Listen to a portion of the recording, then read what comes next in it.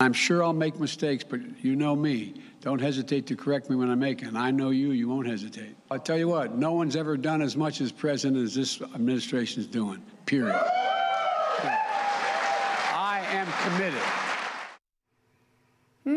He should be committed. Joe Biden says he's done more to the U.S. than any other administration. Well, that might be the first true thing he said.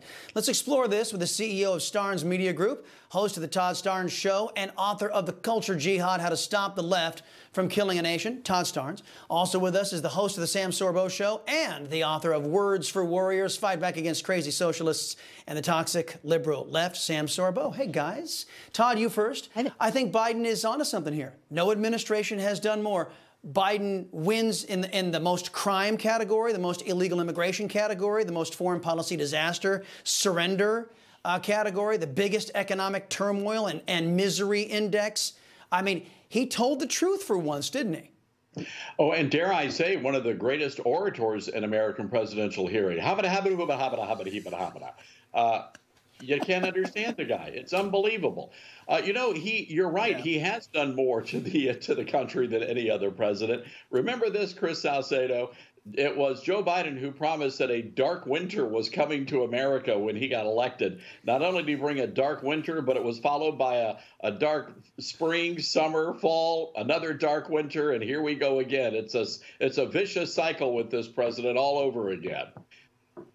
No kidding. And when it's Reagan, it was morning in America. With Joe Biden and the Democrats, it's always dark. Sam, I mentioned off the top that Biden has a history of lying. Here's his spokesperson, Karine Jean-Pierre, his new brain, talking about the border. Watch. Have plans to visit the southern border? I've been there before, and I haven't. I mean, I know it well. I guess I should go down, but the whole point of it is I haven't had a whole hell of a lot of time to get down. He's been there. He's been to the border. And since he took office... When did he go to the border? Since he took office, the President Biden has been taking action to fix our immigration system and secure our border. Yeah. Sam, that's just... there's so much... How can you cram so many lies in like such a short period of time? He not as VP, not as the current occupant of the Oval Office... This is China-esque propaganda, isn't it? Yeah, well, it is lies. I mean, that's what I wrote my book on, is the fact that they basically just redefine words. So by he's been to the border, she means he went to the bathroom or something along those lines. Like, she just says whatever she wants to say. He says whatever he wants to say. And we're left sort of befuddled trying to make some sense of it. And you can't make sense of nonsense. And it's sad that this level of nonsense has risen to this level in our political culture. It's sad to me. It boggles the mind that we sit here and we actually discuss this as if there's some sanity or some reason that's left in this, when there very clearly isn't. He's been to On the Border, which is a restaurant. And that's what Karine Jean-Pierre meant, I guess. Todd, we saw the Senate. Yeah, exactly. We saw this breakfast tacos. We saw the Senate, including 12 alleged Republicans, pass a bill that paints a target on religious institutions for endless lawsuits and litigation. Friend of the show, Dr. Robert Jeffress, the pastor of First Baptist Church in Dallas, he tweeted out the following: the passage of the disrespect for marriage bill will lead to the revocation of tax-exempt status for churches like ours that refuse to sanction gay marriages. Todd, didn't those 12 Republicans vote with the lawless party, the Democrats, to violate the First Amendment protections in the Constitution? They did. And once again, this is a great example of the problem with the Republican Party.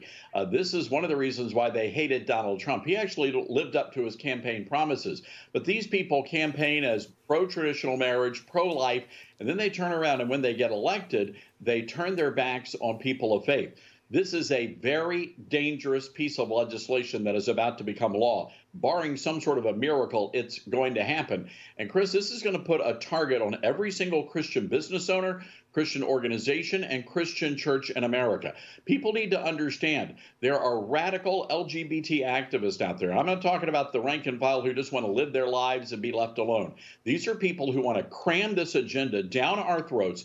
They want to destroy the Christian church in America. That's what this is all about. And you better believe they're going to be coming after the tax-exempt status of every Christian ministry in America. And you know who's to blame for it? Those Republicans, those 12 Senate Republicans. They ought to be ashamed of themselves, all gutless cowards. Shame on them.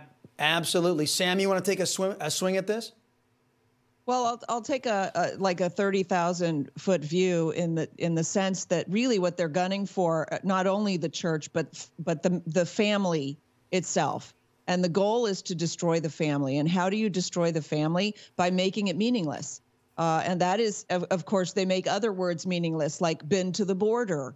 And, other words like that, telling the truth, that's become meaningless now. Now they're making the family meaningless. It is the bedrock of our culture and our society. Yep. And of course, it's founded by the church.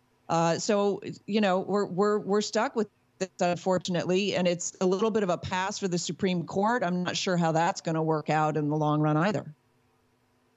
Well, you both saw how BLM on their website before, the conservative movement pointed it out several times, how BLM's Marxist agenda was the disintegration of the American family. And now 12 Republican senators, as you rightly point out, Sam, have just joined in that effort. Thank you, Sam Sorbo and Todd Starnes. Appreciate the time, guys, as always.